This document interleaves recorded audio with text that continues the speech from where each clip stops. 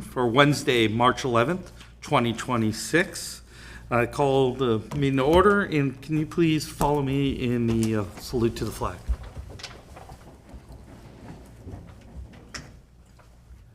I pledge allegiance to the flag of the United States of America and to the republic for which it stands, one nation, under God, indivisible, with liberty and justice for all. Amy, can I please have a roll call? Yes. All right. Commissioner DiMattei. Here. Commissioner Eklund. Here. Commissioner Friedman. Here. Commissioner Gustafson. Here. Commissioner Lohman. Here. Commissioner Rohan. Here.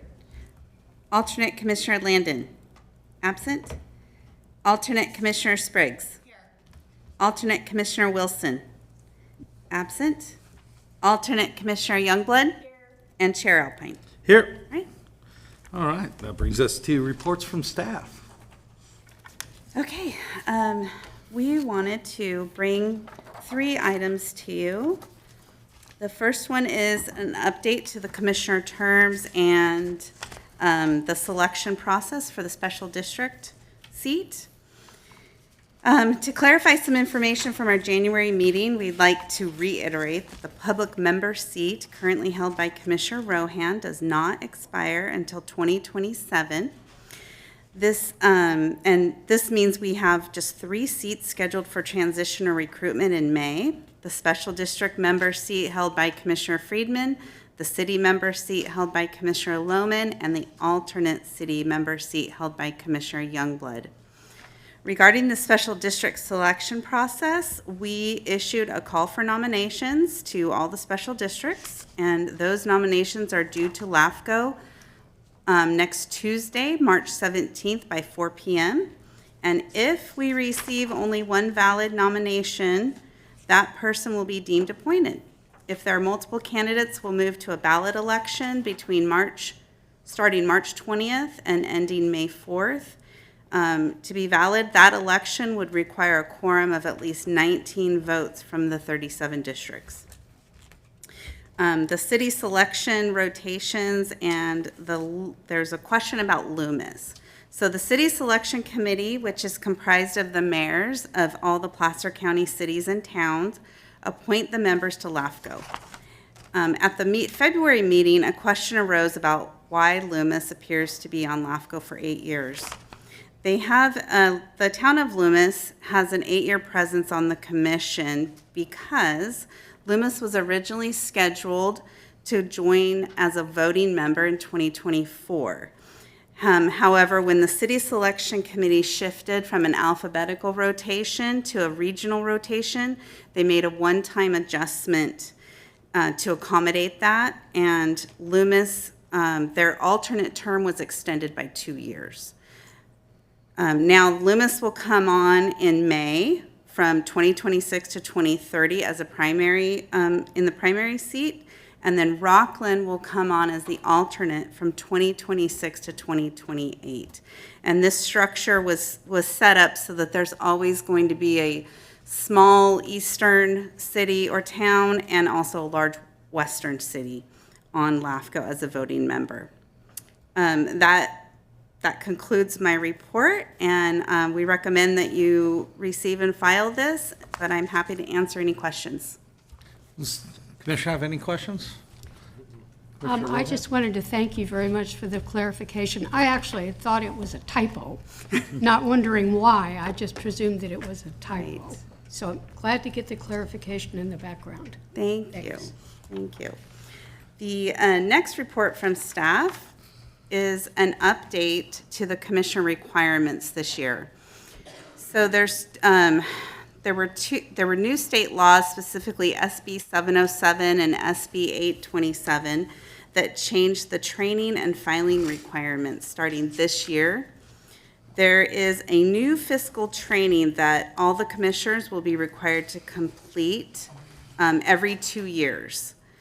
This covers topics like budgeting and financial oversight. And if you're currently serving, you have until January 1st, 2028 to finish this. and then also there's an accelerated timeline for the ethics training that you already complete. And I have to just say that all the commissioners have completed their ethics training. You're all up to date. But for new members joining, the deadline to complete that ethics training has been shortened to just 6 months instead of a year. We are also required now to distribute the Brown Act to all the commissioners, and you'll see in your packet, we have added that to our website with a link.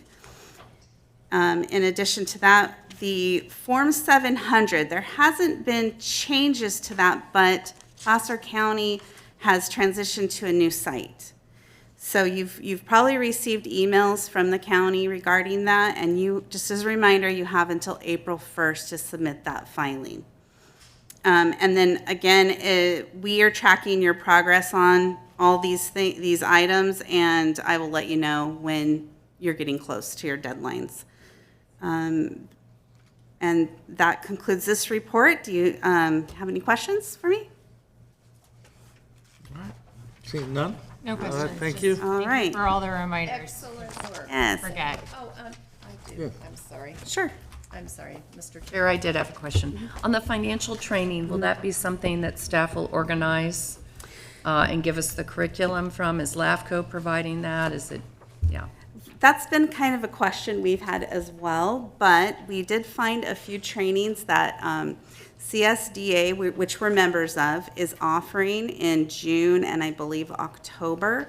CALAFCO has also mentioned that they may try to do some sort of training, but I don't have anything firm from them. We were kind of wondering if the member agencies would also provide that training for you, and that would suffice for LAFCO as well. Yeah, so they're not specific, there isn't a specific curriculum, the cities or county? Not that I know of, okay. no. Okay, thank you. Sure. All right, and then the final report was just the CALAFCO events. So we've recently had a LAFCO 101 webinar, and that is supposed to be added to the CALAFCO website. And once I get the link, I can send that out. We have another CALAFCO U webinar coming up on April 22nd, and it's called Applying Judgment in Complex Decisions. If you're interested in attending, you can sign up on the CALAFCO site or just let me know and I will handle the registration for you. Just to note, May 6th through the 8th is the CALAFCO workshop for staff, and I believe all three of us are attending that workshop. And then from October 21st to the 23rd, the CALAFCO conference will be held in Sacramento. And once we get more information on that, we'll be sure to send it your way. All right, great. Any questions? All right. All right, thank you, Amy. Thank you. Bring us on to the item 4, changes and approval of the agenda. Seeing none, can I get a motion? Approve the agenda?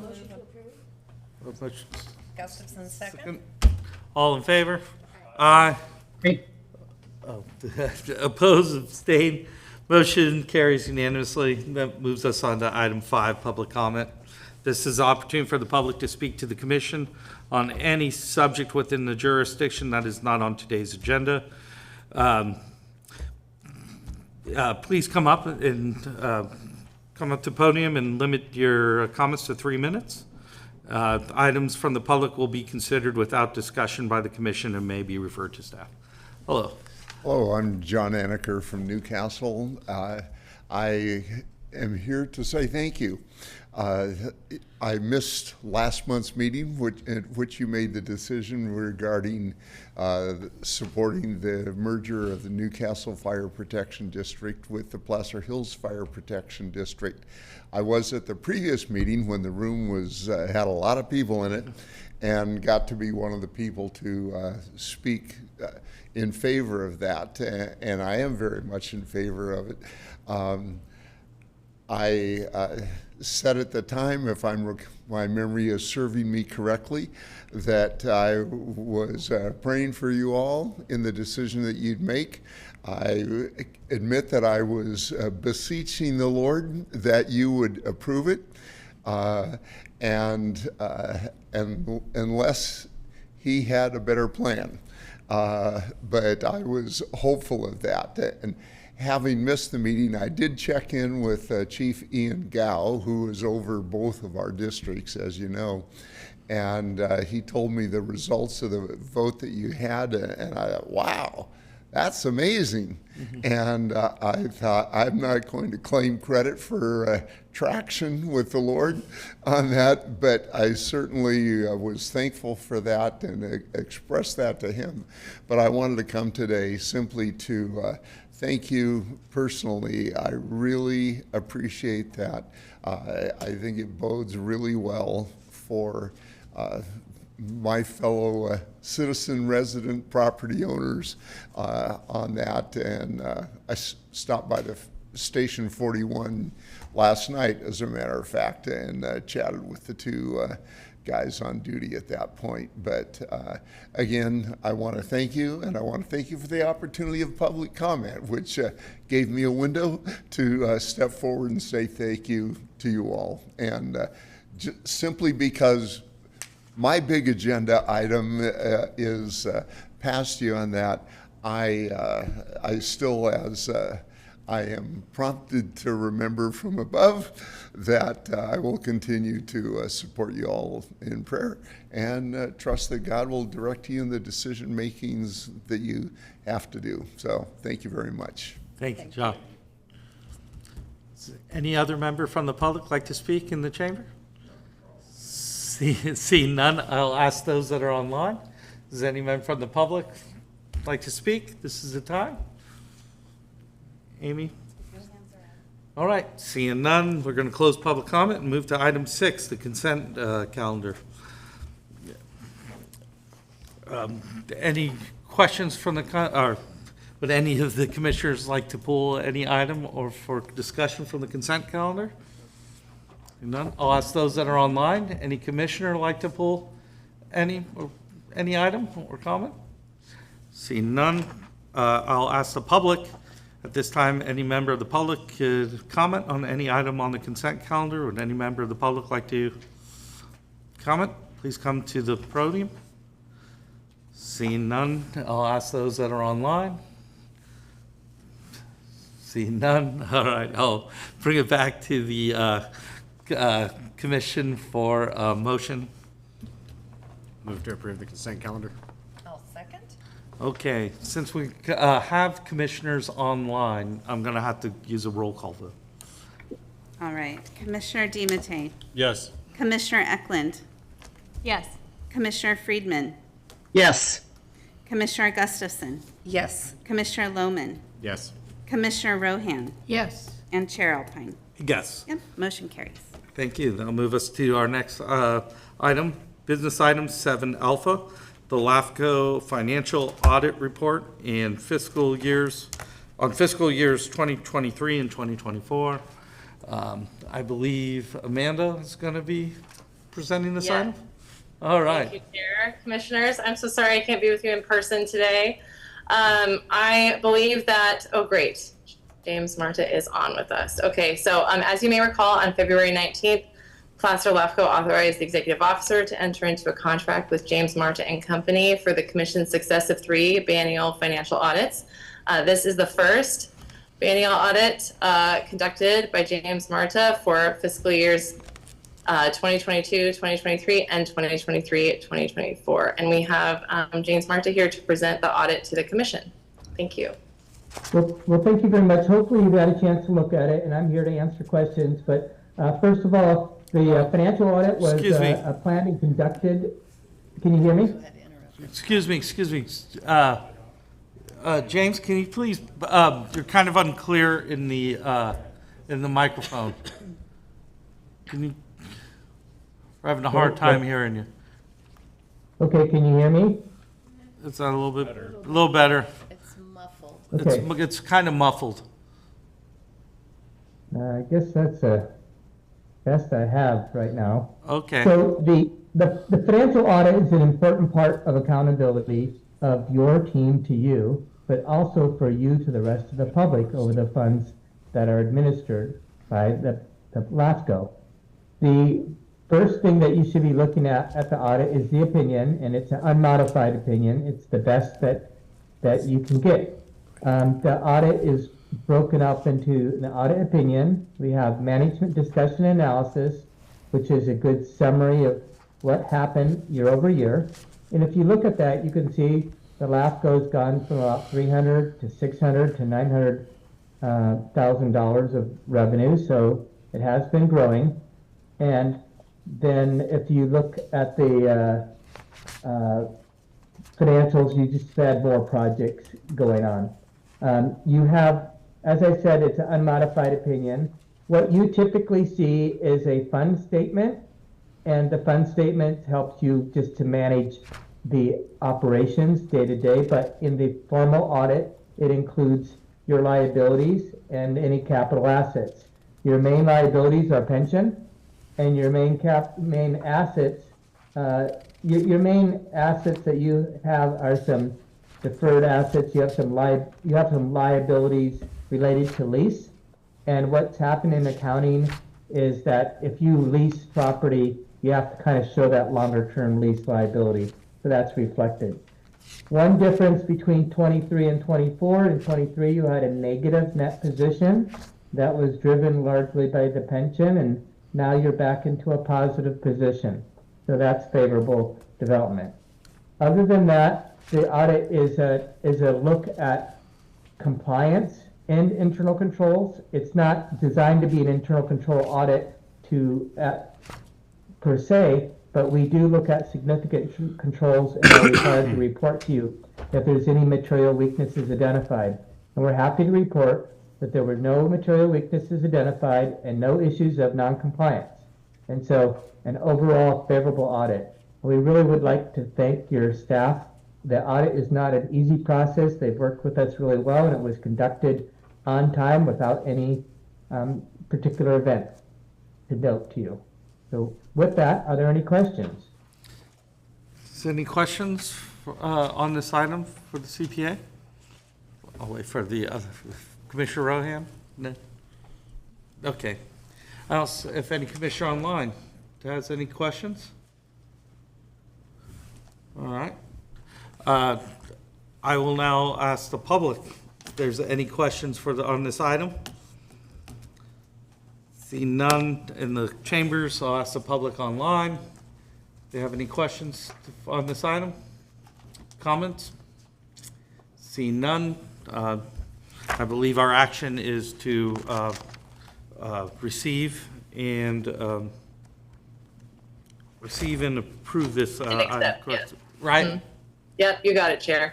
Got it. So with that, I'll need a motion. Motion to approve. A second. All right. Roll call vote, please. Commissioner DiMattei. Yes. Commissioner Eklund. Yes. Commissioner Friedman. Yes. Commissioner Gustafson. Yes. Commissioner Lohman. Yes. Commissioner Rohan. Yes. And Chair Alpine. Yes. All right. Thank you. And that brings us on. Thank you very much, Mr. Marta. Thank you. Bye. All right, that'll bring us on to our next item, item 7 Bravo, the Disadvantaged Communities. I believe. I'm sorry, Mr. Chair. Yes. Can you give me the page number of 7 Bravo? I'm still scrolling through the audit. I had this marked and I lost my marks. Page 101. Thank you so much. You're welcome. And this is the draft Disadvantaged Unincorporated Communities mapping. I believe, Ms. Ross, you're going. Yes. All right. Thank you, Chair. Okay, so this item is for the commission to receive the draft Disadvantaged Unincorporated Communities mapping that was prepared by RSG and consistent with your commission policy 1.17.4.c. The goal here is we're opening an agency review period for the draft maps before we present the maps back to you in final form for formal acceptance. So as you may recall, in your adopted strategic plan, which outlines 6 goals and several objectives to achieve those goals. Goal 2 is to guide orderly and reasonable formation and development of local government agencies.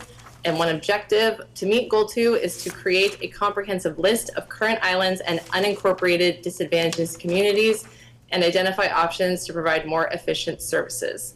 So as I mentioned, we contracted with RSG to produce these maps of DUCs in Placer County. And the draft mapping that they prepared for us is intended to provide a countywide baseline for identifying DUCs in the unincorporated areas of the county. So how are DUC maps used? In LAFCO, DUC mapping is used in 3 primary ways. They're used during municipal service reviews. They're required to be identified within or contiguous to a sphere of influence, and then are evaluated for the adequacy of municipal services available to those communities. For a sphere of influence, we are required to make written determinations regarding the present and probable need for public facilities and services, including water, wastewater, and structural fire protection services in DUCs. And when we're reviewing annexations, we must look at annexation proposals which exceed 10 acres to determine whether there is a contiguous DUC that must also be annexed unless a statutory exemption applies. So the mapping analysis conducted by RSG used what we would consider LAFCO best practices that are used by LAFCO statewide and consultants. RSG looked at unincorporated area boundaries in the county. They used 2023 American Community Survey 5-year median household income data from the US Census and registered voter data to identify inhabited territory consistent with the statutory definition of a DUC, which I believe is included in your summary there. And the resulting maps provide a baseline screening tool showing where DUCs may exist within unincorporated Placer County. And so, Amy, if you would advance the slide. Using the methodology I described, RSG identified 6 draft DUC areas. And you can see this is a countywide view of where those DUCs are located. Can we get the next slide, Amy? So this is one of the DUCs. This is located just north of the city of Lincoln, within the city of Lincoln's sphere of influence. A portion of it is in the city of Lincoln's sphere of influence. Next slide, please. This DUC is just north of the city of Auburn, within the city of Auburn's sphere of influence. Next slide, please. These 2 are also north, adjacent to the city of Auburn and within the city of Auburn's sphere of influence. Next slide, please.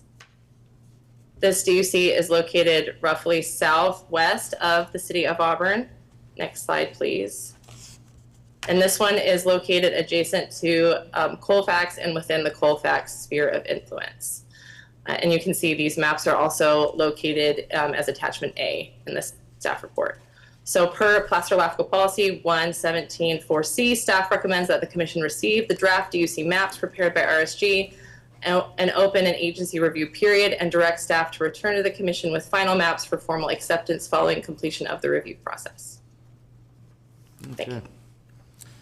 Thank you. Commissioners, do you have any question on this item? Mr. Chair, I have a question. Amanda, this is Cindy Gustafson.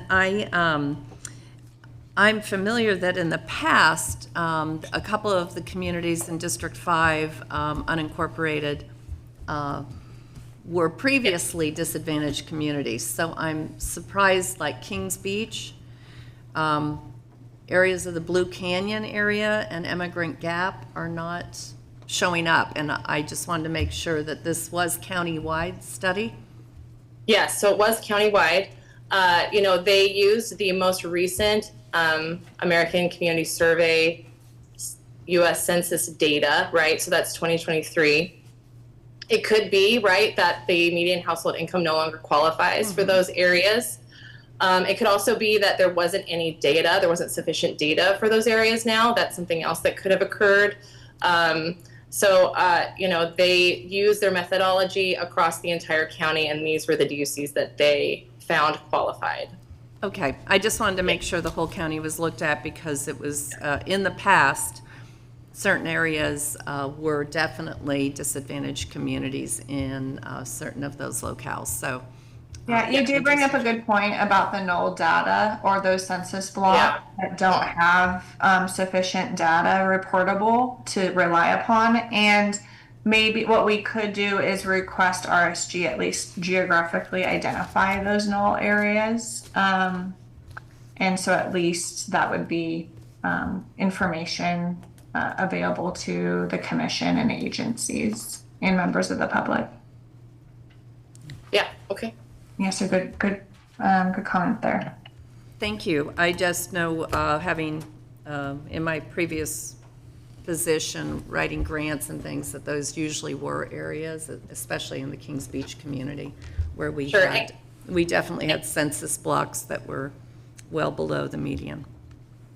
And Commissioner Gustafson, we can ask them to relook at that, right? Yeah, Because yeah. you know that there are Maybe areas it's that are changed. just in the draft, so, you know, and you're right, for grants, it is very important that these get identified. So I'm happy to go back to them and make sure that we didn't miss anything. Definitely could have changed, just interested in that. Thank you. I appreciate that. Of course. Any other commissioners have any comments, questions? How about, I was going to ask you online there. Yeah, no, I appreciate Commissioner Gustafson bringing that up, because I was looking at the same thing and thinking possibly I was missing a map in my packet. So, because there's really nothing east of Meadow Vista. So I would appreciate a little follow-up on that. Thank you so much. You're welcome. All right, with that, I will now ask the public. Any member of the public like to comment on any of this item? Seeing none, I'll ask those online. Seeing none, so understand the action is to receive the draft duck maps and open the agency comment period and direct staff for any other future deal. I have a question, though. How does that motion address the additional work that staff would do? We could add that into, I think that as I understood it, it wasn't additional work. It was just to identify RSG to validate that there was areas they didn't receive information. So it's in their report already. So it would be pending the validation of the rest of the eastern part of the county, we would have staff move forward with the Yes. agency review. Does that seem reasonable? Colette and Amanda? Yeah, I think that's reasonable, absolutely. All right, that's my motion then. And I'll second that motion. all right. Roll call vote, please. All right, Commissioner DiMattei. Yes. Commissioner Eklund. Yes. Commissioner Friedman. Yes. Commissioner Gustafson. Yes. Commissioner Lohman. Yes. Commissioner Rohan. And Chair Alpine. Yes, thank you. That brings us to our next item, closed session attendance. Oh, wait, actually, we have an executive officer's report. Excuse me, I didn't mean to overlook you, Colette. No worries. Well, thank you very much, Chair Alpine and Commissioners. I'll go through, I'm going to really focus on the active proposals that we have right now. So we have 3 active proposals on file. The first is Placer Hills in Newcastle, and the commission approved this reorganization at your February 11th meeting. Subsequent to approval, that triggered a 30-day reconsideration period and a protest proceeding. So notices have been published and mailed to property owners within the affected territory, which constitutes the Newcastle area. And the protest hearing is scheduled for March 25th at 5 p.m. at the Newcastle Station 41, at Newcastle Fire Station 41. Amanda and Amy will be in person conducting the protest hearing. My understanding is County IT will also be available on site recording the proceedings. Both landowners and registered voters anytime prior to the protest hearing can mail or hand deliver written protests and or attend the protest hearing to submit.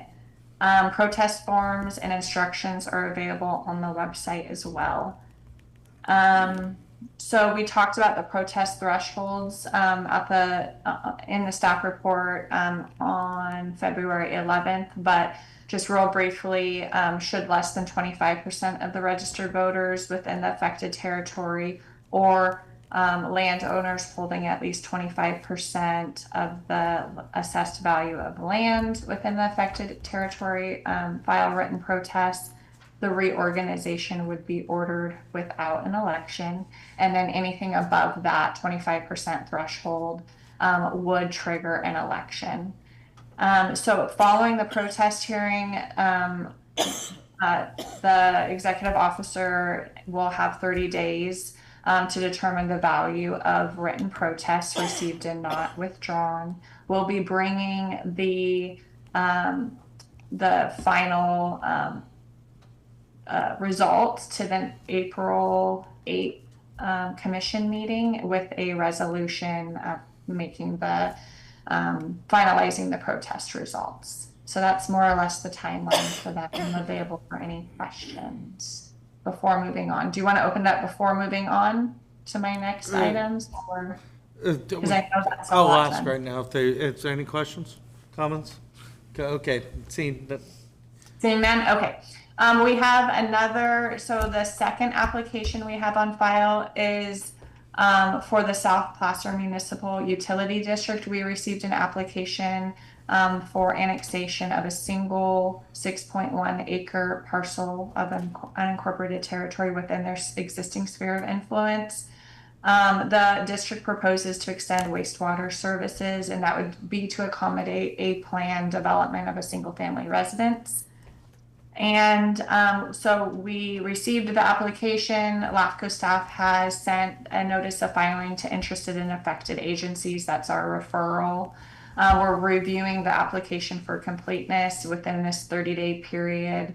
And once the application is deemed complete, we'll issue a certificate of filing to the South Placer Municipal Utility District, letting them know when the commission will consider the annexation. That needs to be within 90 days.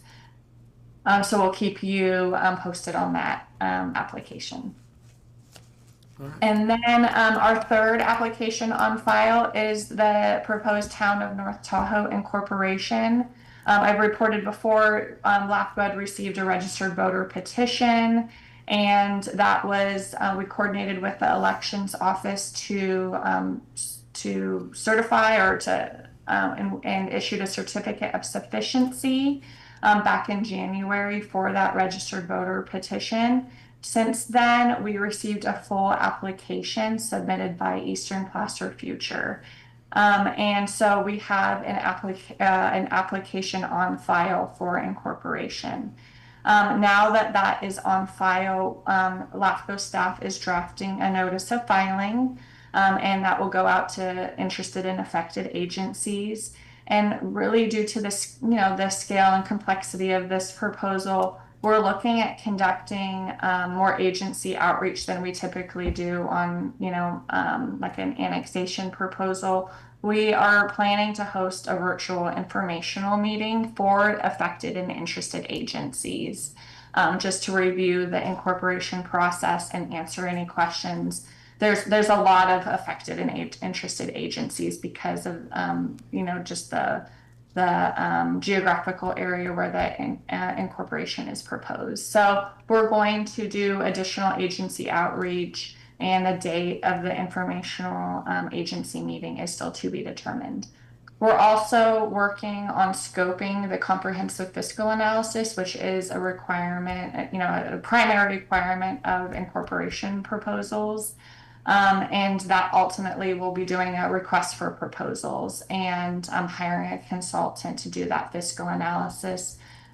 We are anticipating that we'll be structuring that comprehensive fiscal analysis to include an initial boundary review phase, where the consultant will evaluate the proposed boundary as submitted and consider potential boundary alternatives, really just a screening level analysis of boundaries prior to proceeding with the more detailed fiscal modeling.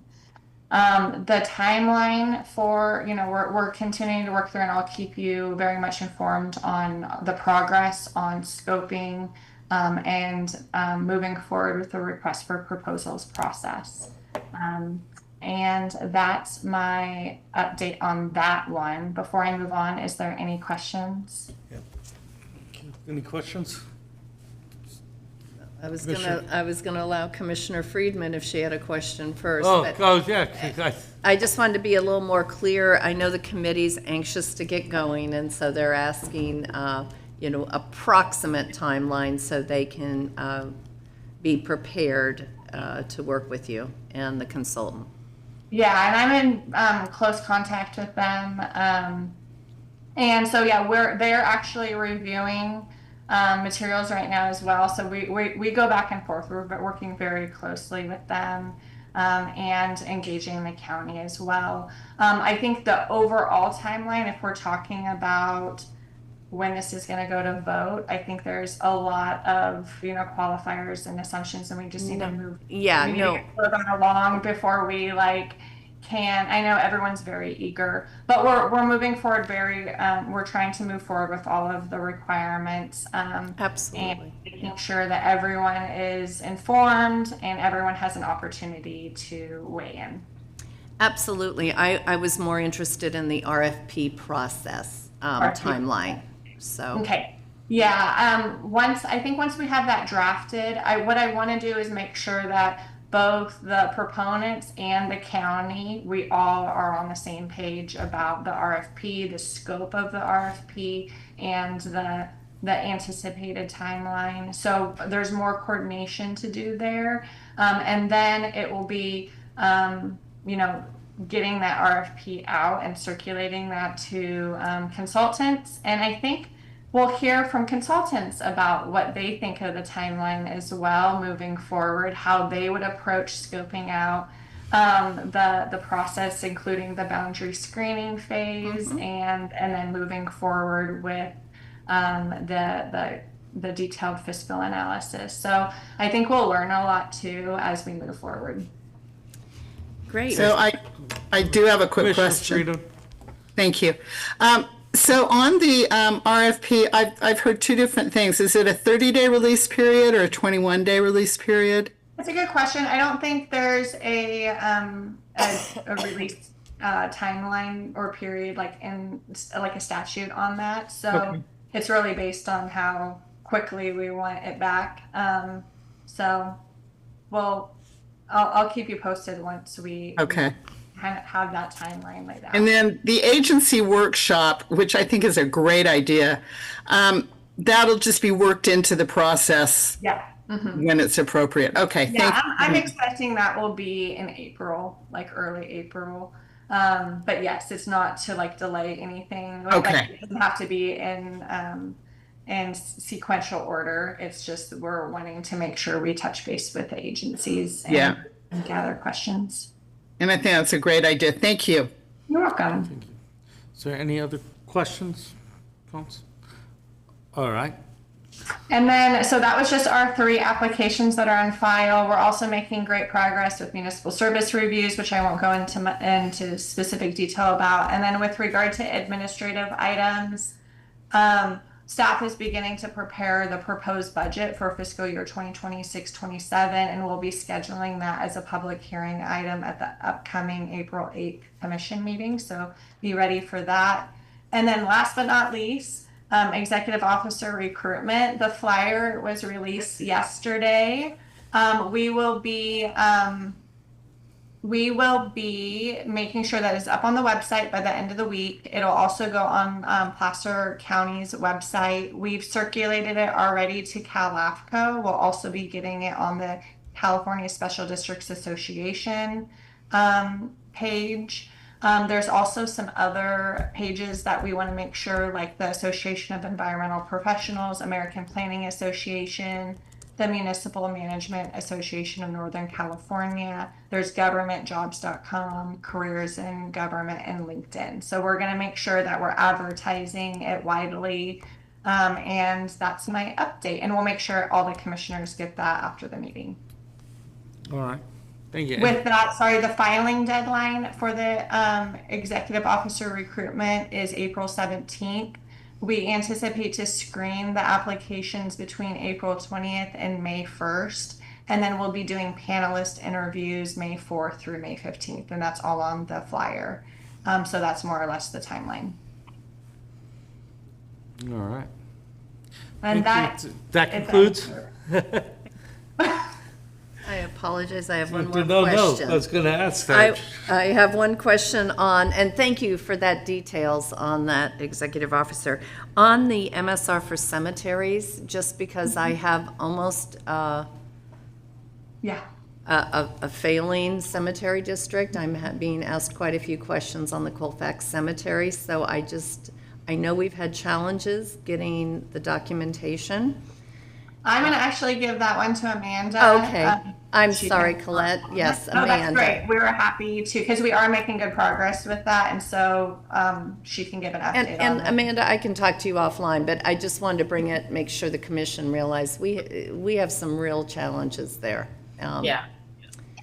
On that one. So yes, I agree. So we're doing the technical review round 2, making some edits to the MSR. Our goal is to get that before you, the public draft before you in May. It won't make the April meeting, but we're hoping to make the May meeting. And do you have the adequate information from Colfax Cemetery, I guess is my more pointed question. Yes, we are actually waiting on data from the county right now. Okay.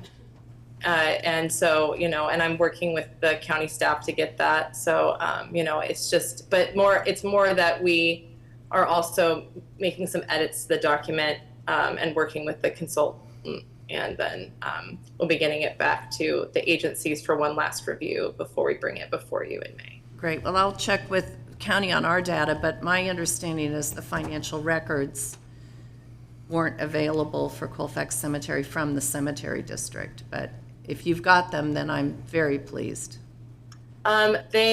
I believe the issue was that they hadn't conducted an audit, and our consultant used audits to provide that financial information. So they did some preliminary analysis without the audit. So it isn't complete, and it's clear in the report that is Okay. an issue with the data. Thank you. Appreciate that.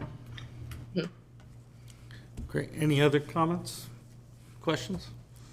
All right. Thank you very much for the executive officer report. And then that'll move us to item 8, closed session attendance. This is where we'll need a motion if the commission will determine whether alternate commissioners have a essential role to play in the following closed session item, and thus may attend the closed session. Can I give the motion or not? I'll make a motion that the alternate commissioners have a vital role to play. All right. Second. All right. That can have a quick roll call vote. Sure. Commissioner, excuse me, Commissioner DiMattei? Yes. Commissioner Eklund? Yes. Commissioner Friedman? Yes. Commissioner Gustafson? Yes. Commissioner Lohman? Yes. Commissioner Rohan? Yes. And Chair Alpine. Yes. Right. Okay.